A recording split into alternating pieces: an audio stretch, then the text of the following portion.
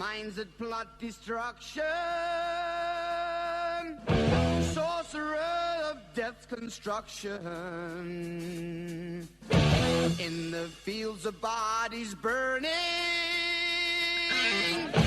as the war machine keeps turning, death and hatred to mankind, poisoning their brainwashed mind. Welcome to the Anarchist World This Week, broadcast across Australia on the National Community Radio Satellite. Listen to the Anarchist World This Week, Australia's sacred cow slaughterhouse. Listen to analysis of local, national, international events. Listen to analysis you'll never hear anywhere else.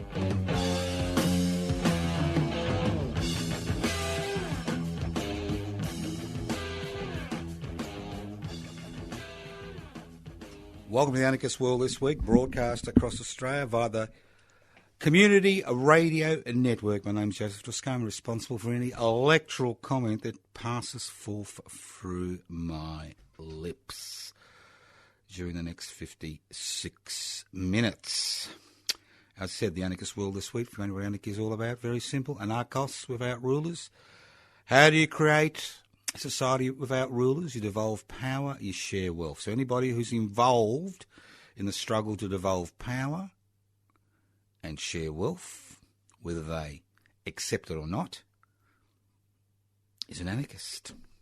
Because that's what it's about. It's about creating institutional and social structures which allow people to develop themselves to their fullest potential through being involved in decision-making processes, normally through direct democratic process, but not exclusively, and by being able to share in the Commonwealth by the fact that they exist, not what side of the blanket they were born on or what side of the railway tracks they live on.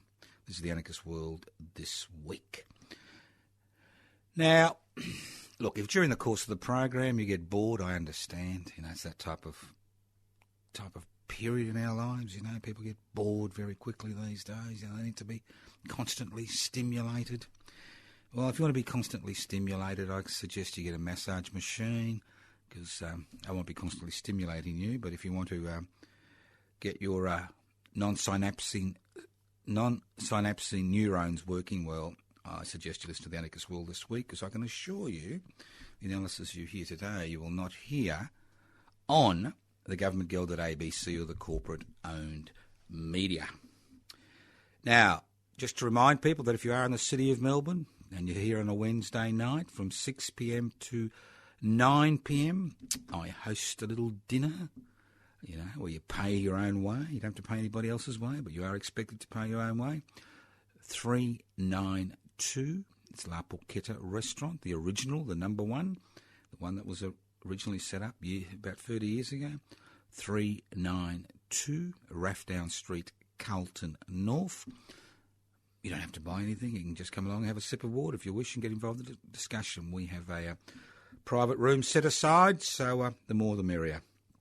Now, also tonight, if you turn up and you've got the opportunity to go to the public housing meeting at the Moreland Town Hall on a Thursday night, we need some people to take a banner across and hand out some leaflets. So if you are interested, turn up and we're happy to give you the banner and the leaflets, as some of us can't make it to that meeting. So you can come in, have a meal and go away with work to do. That's the beauty of having dinner with yours truly. Now, other sites you can look at, and I'll give them at the beginning of the program. Today I'll do something a bit radically different. If you want to leave me a message, 0439 395 489. Don't expect me to ring back straight away, but I will get back to you within 24 hours. 0439 395 489. You can write to me. Yes, we do enter letters to Post Office Box 20, Parkville 3052. If you want to join public interest before corporate interests, and you're sick and tired of being on the sideline, sick and tired of waiting for other people to do things for you, and you're one of the people we've been waiting for, well, then it's very simple. Download the application form from PIBCI, PIBCI.net, and join one of the fastest growing political movements and parties in this country. A few Facebook pages, the Peter Norman Commemoration Committee Facebook page, the Toscano for the Public, Joseph Toscano, what else? PIBC Facebook page, web page, anarchistmedia.org. It's all there, all interlinked. Get on board, get involved. And that's the key, isn't it? Because really there's no point sitting back waiting, is there? It's a little bit like waiting for the daybreak. You know, there's really no point because it's going to happen anyway. But if you think things are going to happen, well, they're not going to happen. It's not like the daybreak, which will happen, in a 24-hour cycle. Things don't happen unless people get involved. And if you look at all the major forward thrusts in human history over thousands, if not tens of thousands of years, you'll notice somebody's got up one day and said, I think slavery's unacceptable.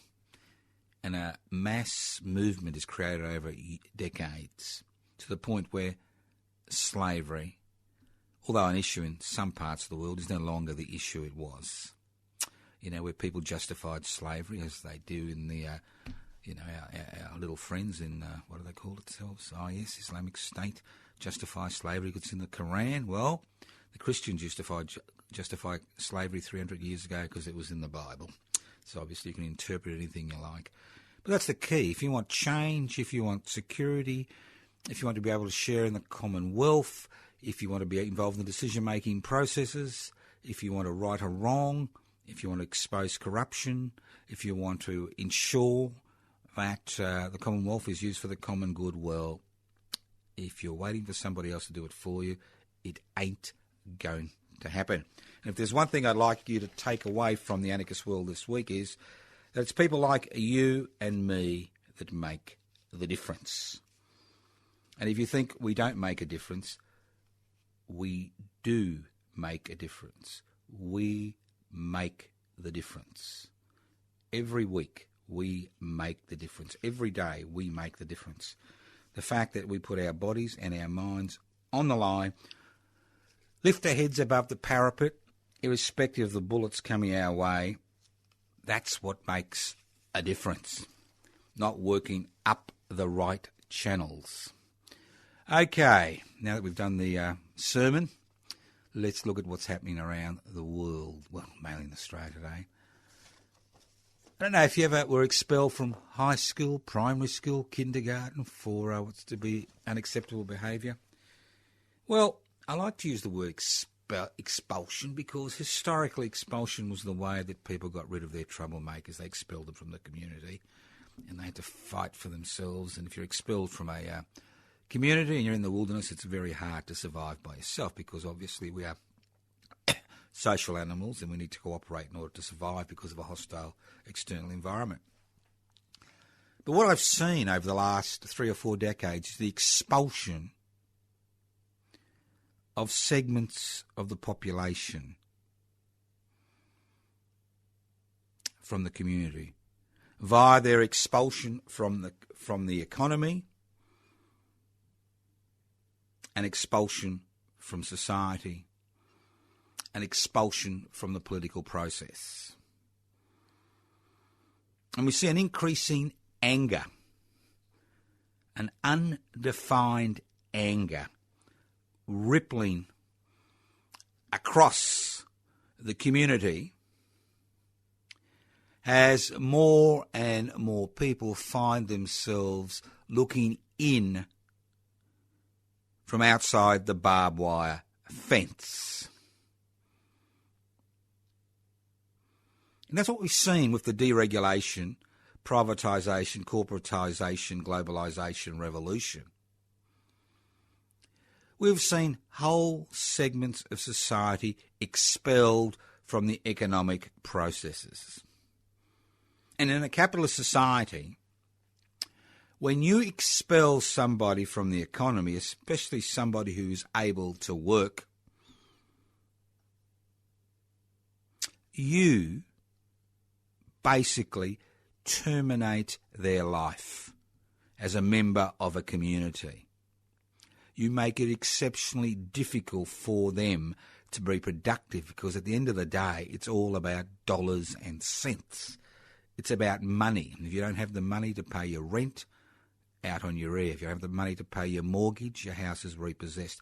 If you don't have the money to buy food, you have to go begging. And the list goes on and on. So when people are expelled from the economy, as we have seen in the drive to increase corporate profits, irrespective of the human, social, environmental and national costs, we have this undefined anger, increased anxiety within the community, increasing feelings of uneasiness. People tend to move in a more violent direction, or either inwards or outwards. It was quite interesting to look at the statistics regarding suicide in Australia over the last year. And obviously this is one of the few death rates that continues to increase year after year after year. And last year there were 3,000 successful, in inverted commas, suicides. For every successful suicide, there's usually at least 10 to 20 unsuccessful suicides. And we've seen an explosion of self-loathing, of self-hatred, of anxiety, of depressive illnesses, as people, not just those that are expelled from the economy, who don't have so-called marketable skills, but all those people who find themselves behind the barbed wire fence, enjoying the good life, in inverted commas, finding that they have to spend more and more and more time working in order to enjoy the good life. And you can extrapolate this in terms of family violence, interpersonal violence, self-loathing, depression, hatred. And unfortunately in our society we have a medical model to deal with what are called psychological and psychiatric issues.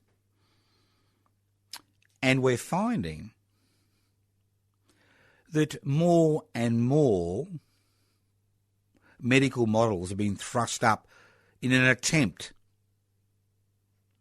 to deal with what is essentially, not totally, but essentially, a social problem, a problem of alienation and dislocation, which is directly linked to the type of society we have created over the last 4 to 5 decades. Directly linked. And if you look at the suicide list and you look at the postcodes, you will find the highest suicide rates occur in the areas which are most exploited. I never use the word disadvantaged. There's such a thing as being disadvantaged. People are exploited. Because obviously people reach a point where enough is enough. So it's not enough to have counselling sessions, which can be helpful, or pills, which can be helpful. But we need to look at the wider question of why in Western society, in Australian society, we are seeing a tsunami of anxiety, depressive-related inwards, as people turn inwards looking for a solution, thinking that somehow if they get a better partner or do another course or stand on their head, that somehow things will improve for them when they are part of a community, a society. Think about it. Join the dots. Join the dots. I say to people, join the dots. Let's not medicalise inequality. Let's not medicalise the problems which are directly related to exploitation of individuals and segments of our community. Let's not medicalise the problems related to increasing levels of interpersonal violence, social isolation. Let's look at the underlying issues, because it doesn't matter how many jails you build, how many laws you pass, how many psychologists you have, how many pills you give out, how many counselling sessions you do, that if we don't actually tackle that central issue of who we are, how we're organised, how wealth is created, how it's distributed, how decisions are made, who makes decisions, nothing will change. Listen to the Anarchist World This Week, broadcast across Australia via the Community Radio Network. My name's Joseph Toscano. I'm hosting today's program. You know, sometimes I think I must be an idiot.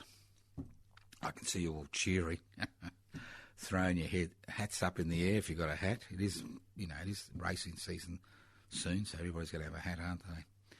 And, well, those that go, maybe. I can see you saying, yeah, he's an idiot. He's an idiot. Now, we've just had a Royal Commission, which is still going on. We've had an interim report from the Royal Commission into, the banking sector and financial institutions. And guess what? Guess what? What we've been saying for decades on the Anarchist World This Week, for decades, has come to pass.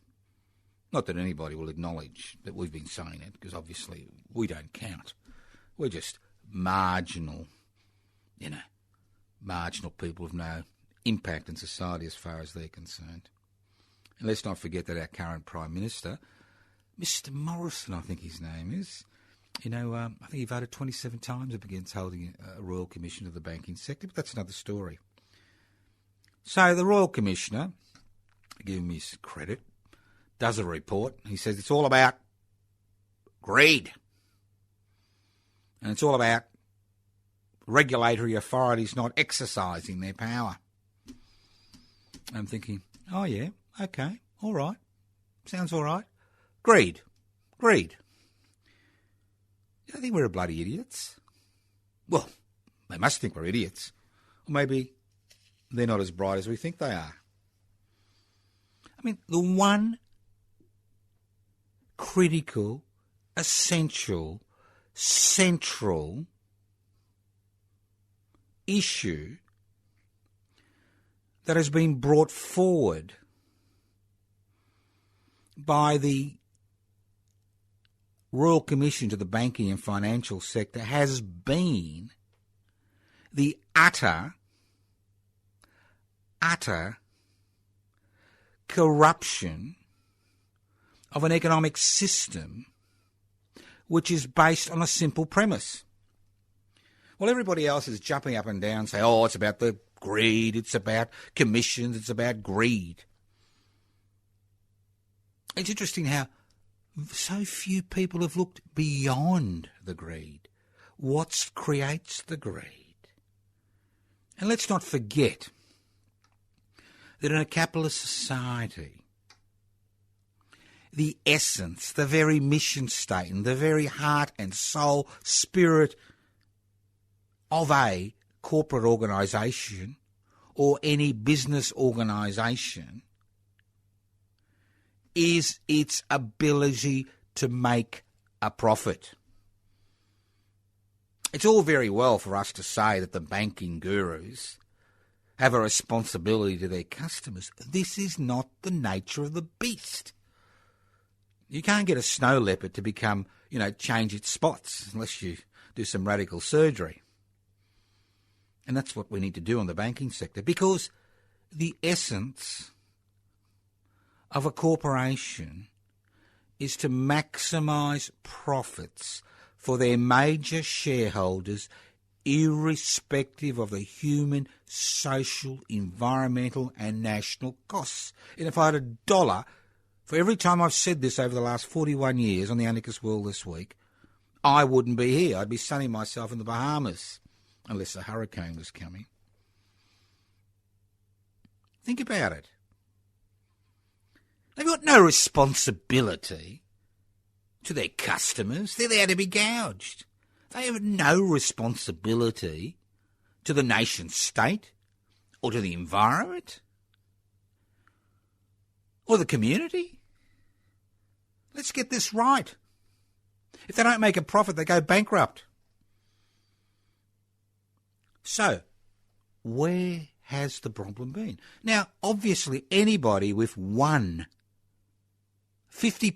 of one synapse in neuron functioning would know that this is the very essence of corporate capitalism. And over the last 40 years, we've had government after government after government of all political colours in this country telling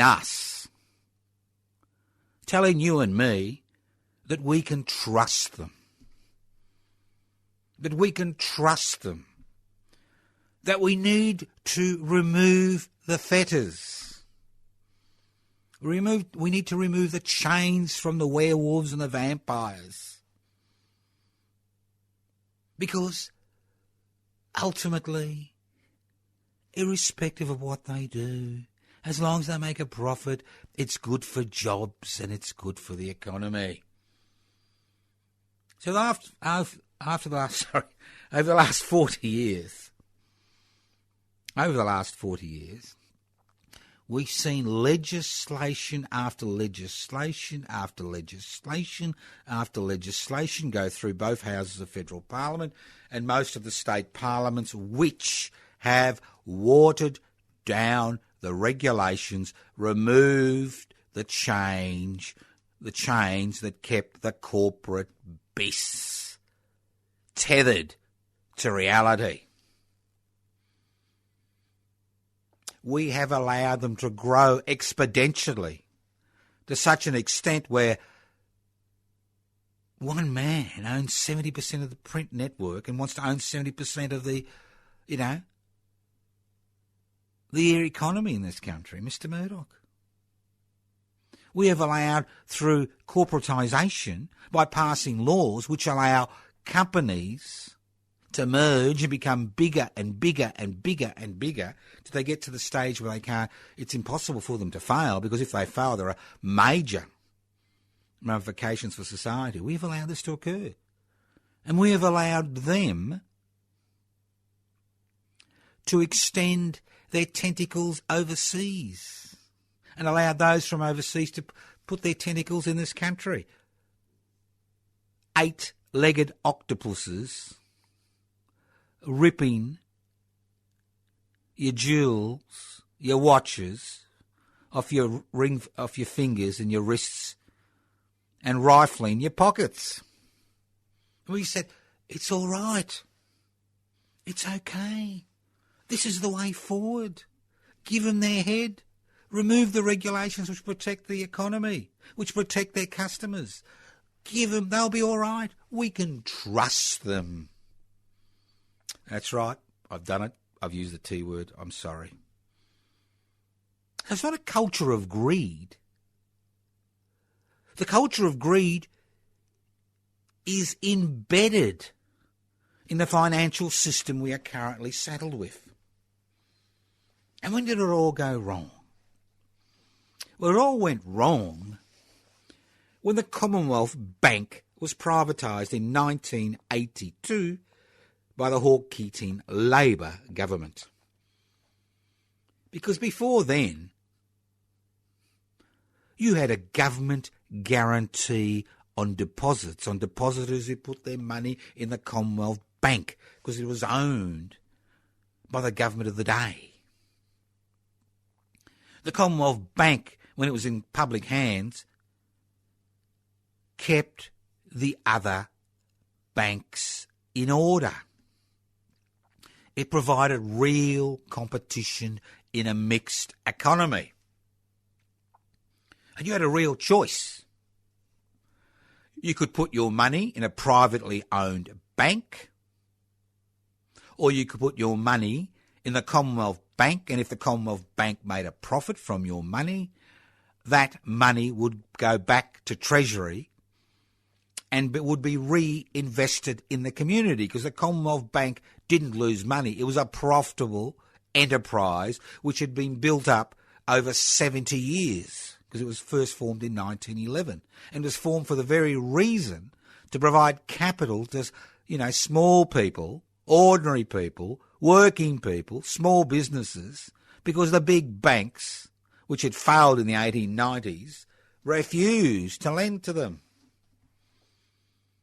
So we had in 1982, with the privatisation of the Commonwealth Bank, what actually happened is the gates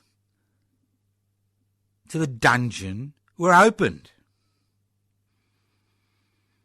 And these screaming monsters rushed out and began slowly initially and then rapidly to devour the community, maximising their profits at the expense of every single other person. And what did the governments of the day do? They get some nets and catch them and put them back in the dungeon and close the doors and set up a new people's bank owned by the Commonwealth government? No, they said, hello, what a nice little monster. They forgot those nice little monsters become big monsters later on. I know it's just so ludicrous. This is totally ludicrous that the Royal Commissioner comes out and says, it's greed. It's greed. The regulators didn't do their job. And then we get the Morrisons of the world and the new Treasurer, Mr. Frydenberg, whatever his name is, get up and say, well, we're going to do something about this. This is terrible. It's a little bit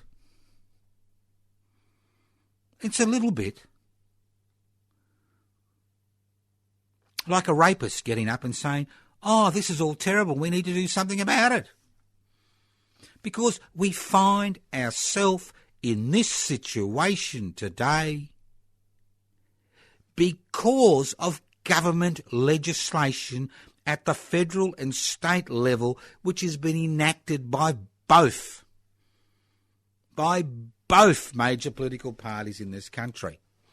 And for them to stand up and say that they're not responsible, that it's the regulator's fault, that it's the banking sector's fault, is the biggest, largest, whopping lie I have heard on the 66 years I've been on this planet. They are not willing to take responsibility for unleashing the deregulation, corporatisation, globalisation, privatisation legislation which has forced us into this situation. You listen to the Anarchist World This Week, broadcast across Australia by the Community Radio Network. This program is streaming live on 3cr.org.au. The program is podcast. You can access the podcast by going to 3cr.org.au. All right, Joe. So, you've been, what a wonderful speech. So what are you going to do about it, boy? What are you going to do about it?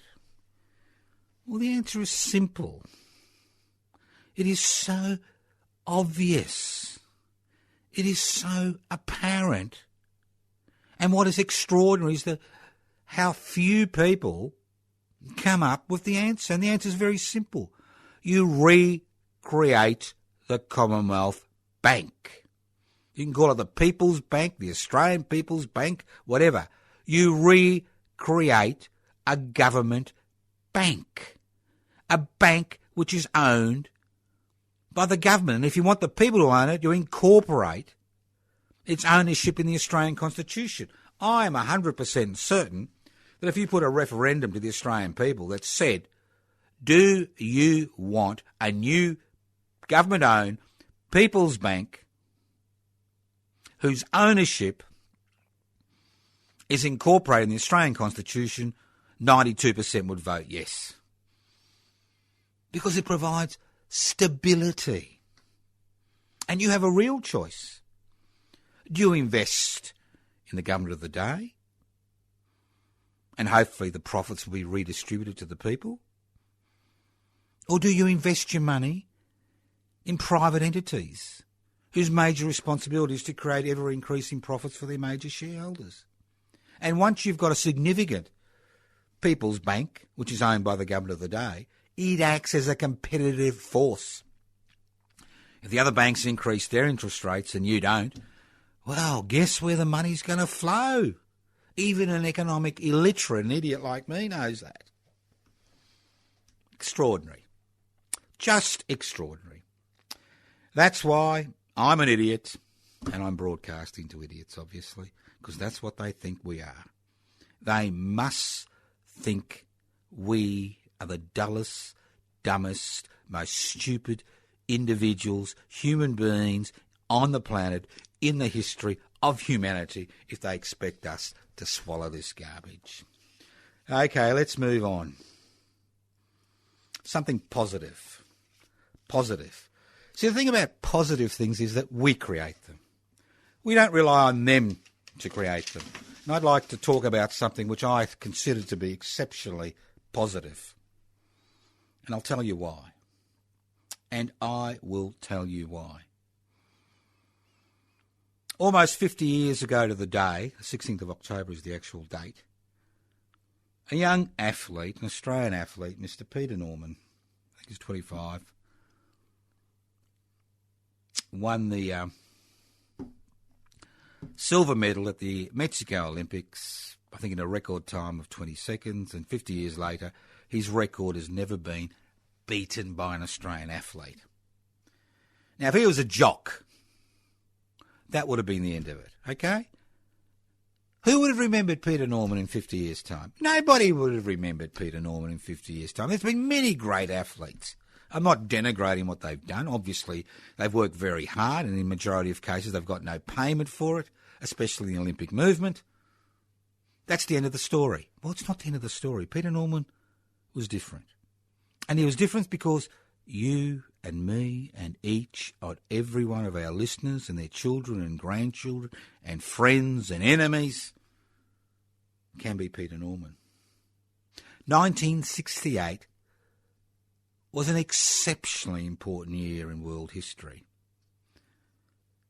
The world was a-rocking. The Russians had invaded Czechoslovakia after it tried to achieve independence. There were riots in Paris in May 1968 which shook the government to its very foundations as people power exercised itself. There were riots in the US of A, race riots, as people tried to obtain the liberties they had been promised in the USA's constitutional framework. And the American track and field contingent, which was dominated by Afro-Americans, fought long and hard about whether they would boycott the Mexico Olympics. But they decided to go. And on the 16th of October, 1968, Peter Norman, this wet behind the ears, 23, 24-year-old from Melbourne, Australia, was approached by Tommy Smith, the gold medalist in the 200-metre race, and John Carlos, the bronze medalist in the 200-metre race. And they told him what they were going to do. They told him about their human rights salute. They told him they were going to make a stand for human rights, universal human rights. And Peter Norman bought into their struggle. He said, I will stand with you. 5 words. I will stand with you. And on the dais, when they received their medals, he wore a badge called the Olympic Project for Human Rights, which was the badge which was being worn by American athletes who are involved in that struggle for racial equality. He bought into their struggle. He could have said, "Nope, not interested, piss off, I'm here to get a silver medal." But he said, "I will stand with you." And he paid a price. And he paid a price for that stand. In a country which still had a White Australia policy in 1968, in a country which just a year previously had legislated to count Aboriginal and Torres Strait Islanders as human beings. And he paid an enormous price, both personally. And that in that moment, in that iconic image of the 20th century, one of the iconic images of the 20th century, when Mr. Smith and Mr. Carlos raise their hands in the human rights salute, and Mr. Norman stands there, he chose his family. He chose to be with the exploited and oppressed. He recognised that human rights are for everyone. So in order to celebrate that moment, not to celebrate his achievements as an athlete, but the Australian Athletics Association obviously will do that in an attempt to rehabilitate their reputation after denigrating the Norman legacy for decades. At least now they're trying to rehabilitate themselves in the eyes of the community. The Peter Norman Commemoration Committee, which was set up over a year ago, whose patrons are Peter Norman's family. His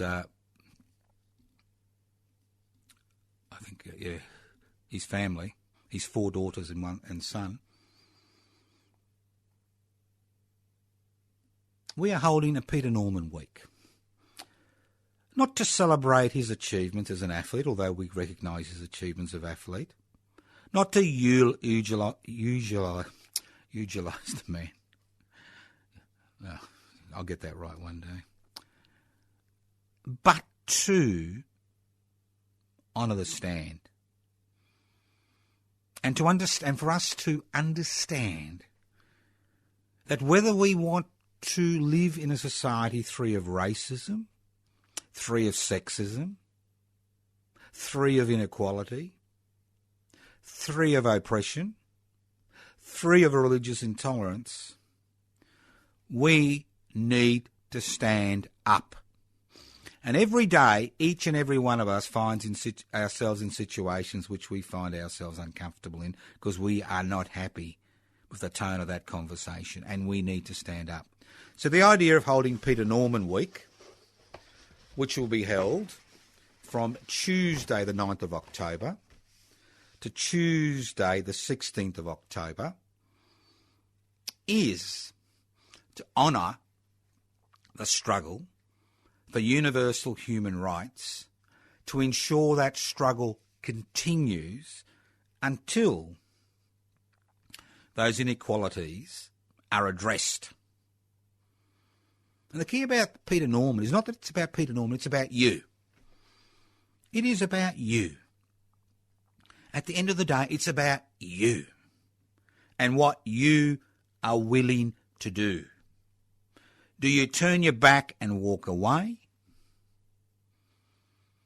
Or do you stand up and say to those that have been pushed around, bullied, oppressed, do you say, I will stand with you? Or will you join the oppressors?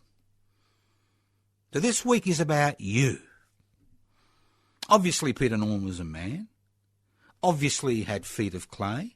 Obviously he had shortcomings as a human being, as each and every one of us has. But what he did on that day on the 16th of October 1968, almost 50 years ago, is an extraordinary, positive aspect of the human spirit. It shows that each and every one of us bleeds if we're cut. That we're all essentially from the same family. So what can you do? Well, we need your help. No, we don't want your cash. You can relax. We leave that to the corporate octopuses. They've got their tentacles in your pockets right now. Now, the 9th of October in 2006 was designated as Peter Norman Day. When his funeral was held in, I think it was Coburg in Melbourne, the American Track and Field Association sent out a representative, and Mr. Carlos and Mr. Smith acted as pallbearers for Peter Norman. And they declared the 9th of October, the day of his funeral, as Peter Norman Day. So this year, as we've done for the last 5 years, we'll be holding a gathering on Peter Norman Day, which is next Tuesday, the 9th of October at midday, outside the Melbourne Town Hall. That's right. Peter Norman Day, Tuesday, the 9th of October, midday, outside the Melbourne Town Hall. Open microphone. We're not relying on keynote speakers. This rally is about you, because Peter Norman Week is essentially about you. Will you turn your back? Will you join the oppressors? Or will you stand with the oppressed? Will you say, I will stand with you, and do what you can? So it's an open microphone, and we'd like people to come along and tell us why they're there, what the day means to them. Now, on Thursday, the 11th of October, at 7 p.m, I'll be conducting a human rights forum, Peter Norman's Human Rights Legacy, Past, Present and Future, on Thursday the 11th of October at 7 p.m, at the Coburg Library in Melbourne, at the corner of Victoria and Louisa Street, Coburg, to which you're all invited. Obviously, there's no entry fee or any of these things. Now, if you're athletically minded, on Saturday the 13th of October, the Victorian Athletics Association will be holding a Peter Norman Classic, a women's 200 metres race at 2:30 p.m, and a men's 200 metres race at 4 p.m, at the Tom Kelly Athletics Track at 123 George Street in Doncaster.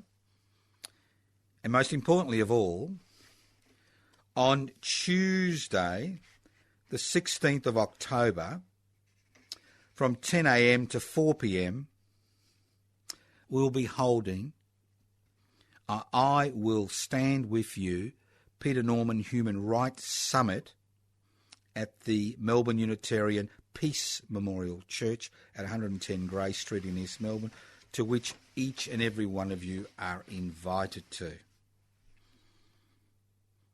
We've got a number of keynote speakers.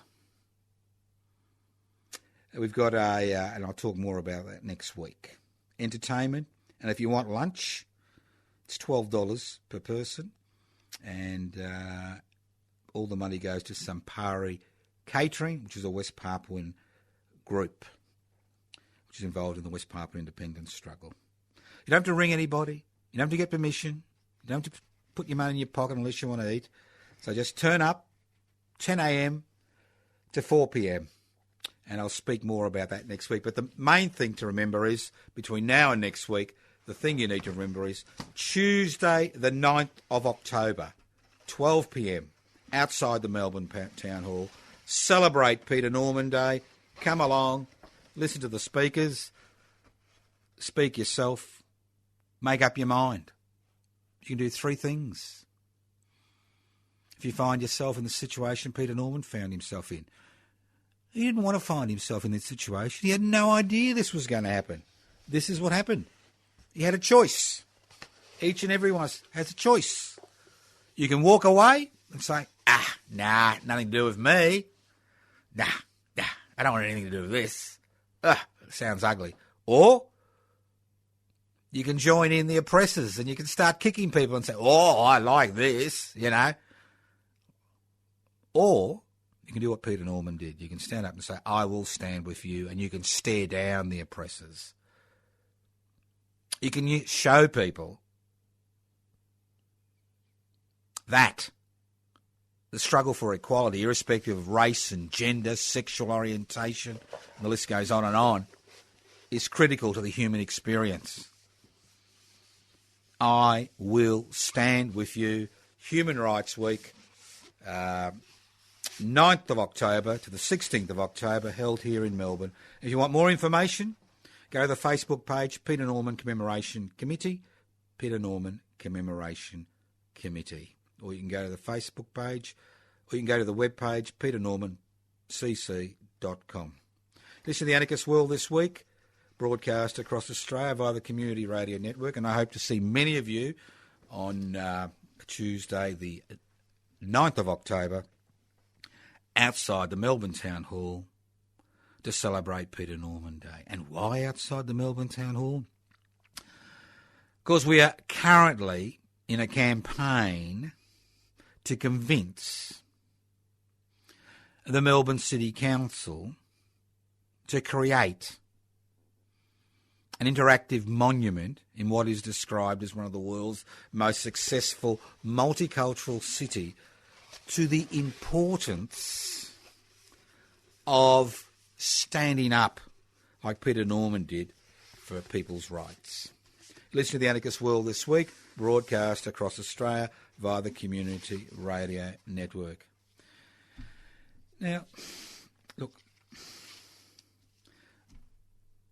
sometimes things are so pathetic, you really wonder what planet you're living on. You really wonder. Now, look, I live in Victoria. I'm sorry. I apologise. It's better than where I came from, which I was born in Queensland, but that's another story during the Bjelke-Petersen era, where I was a refugee, but that's a different story. But I cannot believe the pathetic aspect of the political debate concerning the Victorian state election on the 24th of November.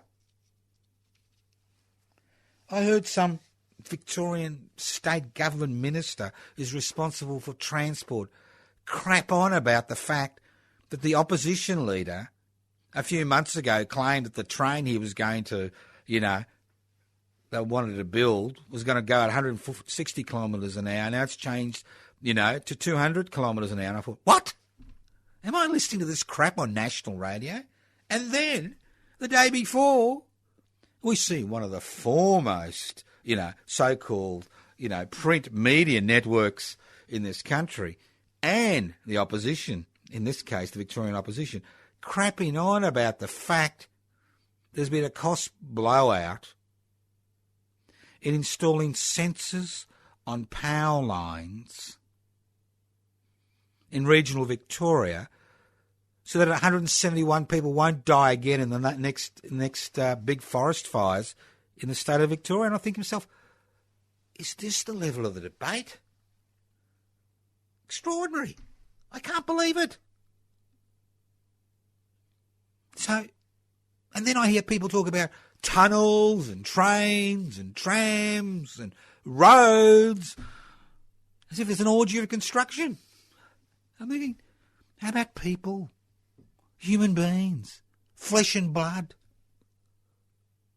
How about people? How about the issue of housing, the elephant in the room? Where's the debate? Where are the policies? There ain't any, boys and girls. There ain't any policies regarding housing. And that's why Public Housing Everybody's Business, which I'm convener of, is holding a 10-day vigil on the steps of what's left of the steps, because 3/4 of them are covered by construction at the minute, the Victorian Parliament House from the 14th to the 24th of November. But that's another story. Now, I'm particularly aggrieved by the Minister for Housing, Mr. What's his name? Foley, I think, Martin Foley or something, Victorian Minister for Housing, who's setting a train of events which will see a Labor government privatise what's left of the public housing sector by handing it over to the social and community housing sector, which are private organisations. A little bit like the Salvation Army, which, gets $5 billion from the federal government, to run so-called employment programs. The list goes on and on. Let's give them the housing portfolio. I like it. So there are consequences. There are consequences to policies. There are political consequences. And I'm seriously thinking of running a campaign from the steps of the Victorian Parliament House from the 14th to 24th of November by standing as an independent candidate in the seat of Albert Park, which is the seat which the minister, is in, which has significant public housing in Albert Park. So if you're in the Albert Park electorate, you think public housing is everybody's business. You'd like to see somebody go in there and use a wrecking ball as far as their campaign is concerned to privatise public housing. Well, I'm your man. Well, I'd like to be, but I need to be nominated. So if you live in Albert Park or where else? South Melbourne, Port Melbourne, Docklands, parts of St Kilda, in the Albert Park electorate, give me a call. Nominate me. I'm looking for people to nominate me. 0439 395 489, 0439 395 489. Or you can email me at anarchistage@yahoo.com. Or you can even write to me at Post Office Box 20, Parkville 3052. You can do a private message on my Facebook page, Toscano for the Public, or my Facebook page, Joseph Toscano. So it's very simple. You can stand back and tut-tut all you like. You can cross your heart, you can cry, you can pull out your hair, you can laugh at the stupidity of the current debate. But unless you get your hands dirty, unless you put your feet in the mud, they're not going to listen to you. They don't care if 50 people spend 10 days on the steps of the Victorian Parliament House on the public housing issue. They may care if there's 500. They will care if there's 1,000. So set aside that day. But don't forget, Peter Norman Day, Tuesday the 9th of October, outside Melbourne Town Hall. Nice little quadrangle there where we were last week. Come along, join us, midday. We'll be there for about an hour. Bring your thoughts. Come along, stand up for universal human rights. And if you can't make it, and you find yourself in one of those tricky situations, don't forget, you can walk away, you can kick the person who's down, or you can stand with them. And if there's one thing to remember, Peter Norman's legacy is not his athletics legacy. It's the fact that he made that decision to stand with people who have been oppressed and exploited. You've been listening to the Anarchist World This Week, broadcast across Australia via the Community Radio Network. My name is Joseph Toscano. I'm responsible for any political comment I've made during the program. Unlike those e-bullies, you know who I am, you know my name, I'm not anonymous. I'm not like the federal government who's kowtowed to Facebook and Twitter and Google by conducting a review in the E-Safety Commissioner, because guess what?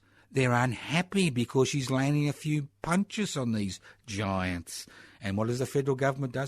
Oh, we will conduct a review and remove her powers. So, no anonymity. Join me tonight, 392 Rathdown Street, Carlton North. Join us in the dinner, have a bit of a laugh, pay your own way. See you there. And don't forget that public housing meeting at Moreland Town Hall tomorrow at 7 p.m. Turn up, and if you can distribute some leaflets at the meeting, come along, pick them up, take the banner. Thank you once again for listening to the Anarchist World This Week on your local community radio station. The program is podcast. You can access the podcast by going to 3cr.org.au. You can write to us at Post Office Box 20, Parkville 3052. You can email me at anarchistage@yahoo.com. You can go to my Facebook pages, Toscano for the Public or Joseph Toscano. You can go to the Peter Norman Commemoration Committee Facebook page. Have a look, or the web page, have a look at the program for the week, the 9th to the 16th of October, Peter Norman Human Rights Week. You can go to the PIPSI website, Public Interest Before Corporate Interest, pipsi.net. Download the application form, join PIPSI today. No point complaining. Nobody's going to listen. Let's form a political organisation that has both a social and a political dimension. Thank you once again to the people of the Community Radio Satellite, 4 broadcast in the Anarchist World This Week on the Community Radio Network. Evil minds that plot destruction, sorcerer of death's construction. An analysis you'll never hear anywhere else. Anarchist World This Week, Australia's sacred cow slaughterhouse. 10 a.m. every Wednesday. Listen to the Anarchist World This Week for an up-to-date analysis of local, national and international events. Poisoning their brainwashed minds. Oh, Lord, yeah.